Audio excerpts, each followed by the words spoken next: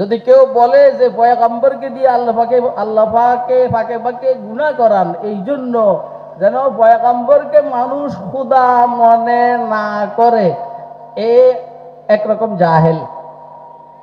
এখন যে এই কথা বলছি আপনারা এটা বুঝেন নাই।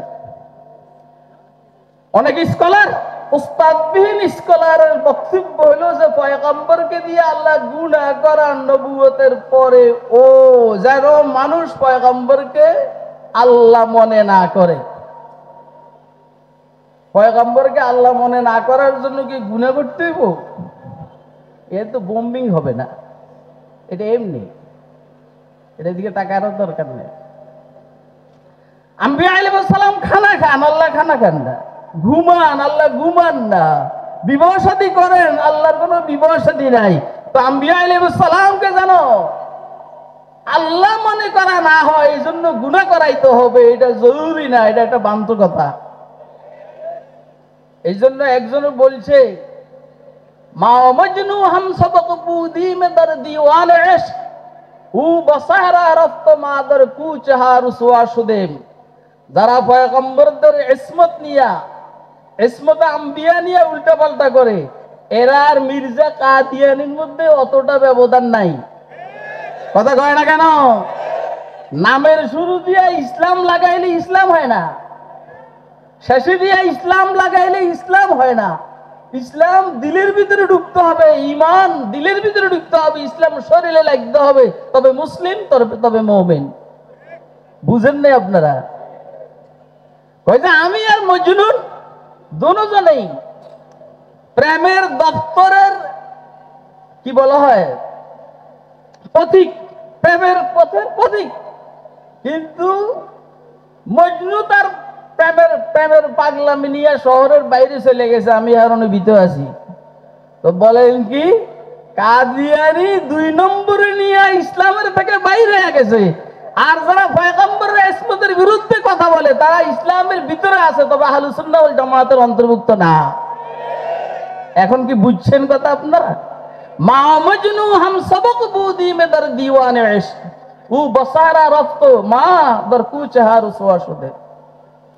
3 নম্বর, আম্বিয়া আলাইহিস সালামকে আল্লাহ রাব্বুল আলামিন গুনাহের থেকে হেফাজত করেন। এই জন্য ওনারা গুনাহ করেন না, করতে পারেন না, আল্লাহ করান না। এটা হলো পয়গম্বরদের ব্যাপারে, বিশেষ করে রাসূল আকরাম সাল্লাল্লাহু আলাইহি সাল্লামের ব্যাপারে আমাদের প্রথম আকীদার প্রথম বিশ্বাস এবং সর্বপ্রথম এটা যদি ঠিক হয়, হুজুরের নামাজ ঠিক, হুজুরের রোজা ঠিক, হুজুরের হজ ঠিক, হুজুরের যাকাত ঠিক, সবকিছু আমাদের জন্য উসওয়ায়ে হাসানা। রাসূল আকরাম সাল্লাল্লাহু আলাইহি ওয়াসাল্লামের সিরতের সর্বশেষ কথা যেটা, সেটা হলো হুজুরের পরে আর কোন নতুন নবীর আগমন ঘটবে না। কথা কয় না? এটা হলো সিরতের সবচেয়ে দামি কথা। জাতীয় সিরত কমিটি এটার সাথে খতম নবুয়ত আন্দোলনের সম্পর্ক আছে। সিরতের সর্বশেষ কথা, সবচেয়ে হাই লেভেলের কথা হলো মুহাম্মদ আরবি সাল্লাল্লাহু আলাইহি সাল্লামের পরে আর কোন নতুন নবীর আগমন ঘটবে না। কেন ঘটবে না? আল্লাহর কাছে কি নাই? থাকলেও আল্লাহ পাঠাইবেন না। কেন পাঠাবেন না? কেন? হুজুরের নাম হলো সিরাজুম মুনীর। ইয়া আইয়ুহান নবী ইন্না আরসালনাকা শাহিদান ওয়া মুবাশশিরান ওয়া নাযীরা ওয়া দাঈয়ান ইলাল্লাহি বিইذনিহি ওয়া সিরাজুম মুনীর। সূর্য এবং আলো দানকারী।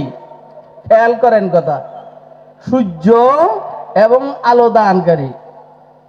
সূর্য শুধু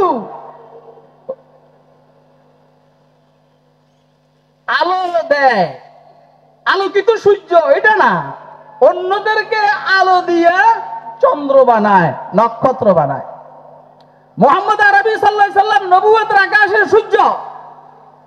যেহেতু নবুয়তের আকাশের সূর্য মুহাম্মদ আরবি সাল্লাল্লাহু আলাইহি সাল্লাম, সেহেতু সূর্য ওঠার পরে আর কোন চন্দ্র আর নক্ষত্রের দরকার হয় না। আপনারা আমার এই কথাটা বুঝেন নাই? এই কথাটা খুব গুরুত্বপূর্ণ কথা।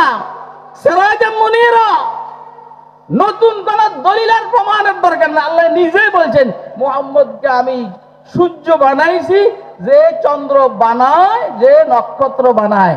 এই জন্য হুজুর বলছেন আসহাবি কান্নুজুম বিআইহিম ইক্তাদাইতুম ইহতাদাইতুম, আমি নবুয়তের আকাশ সূর্য আর আমার ছায়া তলে এসে আবু বকর সিদ্দিক থেকে শুরু করে হযরত ওয়াহশী ইবনুল হারব পর্যন্ত সবাই এই নবুয়তের আকাশের নক্ষত্র। অতএব আজকের এই মাহফিলের দাবি হইল, আজকের এই জাতীয় সিরাতুন নবী মাহফিলের কয়েকটা দাবি তো ভাই মুফতি আমাদউদ্দিন সাহেব বলছেন, এটাও একটা দাবি যে এইখান থেকে রাসূল আকরাম সাল্লাল্লাহু আলাইহি সাল্লামের খতমে নবুয়তের এই আন্দোলনকে জোরদার করার দাবি এবং আগামী 15 নভেম্বর রাসূল আকরাম সাল্লাল্লাহু আলাইহি সাল্লামের খতমে নবুয়তের এই দাবিকে বাস্তবায়ন করেই আমরা চাইবো ইনশাআল্লাহুল আজিজ। কথা কি আমি বুঝাইতে পারছি? জন্ম ভালো, জান্নাতি মাটির থেকে সৃষ্টি, জান্নাতি মাটি পবিত্র, আম্বিয়া আলাইহিস সালামের মানসিকতাও পবিত্র। এই জন্য ওনাদের মনকে আর নফসকে স্বাভাবিকভাবে ছেড়ে দিলে এটা সওয়াবের দিকে যায়, গুনাহের দিকে যায় না। যে কারণে আম্বিয়া আলাইহিস সালাম কোনো গুনাহ করতে পারেন না, গুনাহ করেন না, আল্লাহ গুনাহ করতে দেন না। এটা হলো 1 নম্বর কারণ। 2 নম্বর কারণ হলো আম্বিয়া আলাইহিস সালাম সব সময় আল্লাহ পাকের জালাল আর জামালকে দেখে থাকেন। আল্লাহ পাকের জালাল আর জামাল খুব মোহাব্বত, আদর, ভালোবাসা দেখে থাকেন। আনতা আবুদাল্লাহ কাআন্নাকা তারাহু ফা ইন লাম তাকুন তারাহু ফা ইন্নাহু ইয়ারাকা। যেহেতু আল্লাহ পাক রব্বুল আলামিনের জালাল আর জামাল আম্বিয়া আলাইহিস সালাম দেখে থাকেন, তা আল্লাহ পাকের সামনে গুনাহ করা সম্ভব নয়। এজন্য আম্বিয়া আলাইহিস সালাম গুনাহ করেন না। আপনারা মনে হয় আমার কথা এখন বুঝতেছেন না, বুঝতেছেন? আম্বিয়া আলাইহিস সালাম, আপনি আপনার বড় ভাইয়ের সামনে কোনো অপরাধ করতে পারেন না, পারবেন না। আপনার আব্বার সামনে আপনি অপরাধ করতে পারেন না, পারবেন না। আপনার শায়েখ ও মুর্শিদ উস্তাদের সামনে অপরাধ করতে পারেন না, পারবেন না। আল্লাহর সামনে আম্বিয়া আলাইহিস সালাম অপরাধ কেমনে করেন? যেহেতু আম্বিয়া আলাইহিস সালাম আল্লাহ পাকের জালাল আর জামাল দেখে থাকেন, এই জন্য ওনারা গুনাহ করতে পারেন না, আল্লাহ গুনাহ করান না, ওনারা গুনাহ করেন না। এত দূরের পরে আজকের আলোচনা আমাদের এইখানেই শেষ। সময় 10 মিনিট আমার মনে হয় একটু বেশি হয়ে গেছে। খতমুল আম্বিয়া, খতমে রসুল ও নাজমে সুবুল, সুবহে হিদায়াত, হাক্কাকে বাশিরিতু ওয়াল হাক্কে নাদিরি। আয় খতমে রসুল উম্মতে তু খায়রে উমামবুদ, চু সামরাকে আয়াত হামা দর ফসলে আখিরি। আল্লাহ আমাদেরকে জাতীয় সিরাত কমিটিতে যেভাবে অংশগ্রহণ করেছি, সেভাবে সামনের দিনগুলোতে সবাইকে ঐক্যবদ্ধ থেকে নিজেদের দাবি আদায় করার তৌফিক দান করুন। ওয়া আখিরু দাওয়ানা আনিল হামদুলিল্লাহি রাব্বিল আলামিন।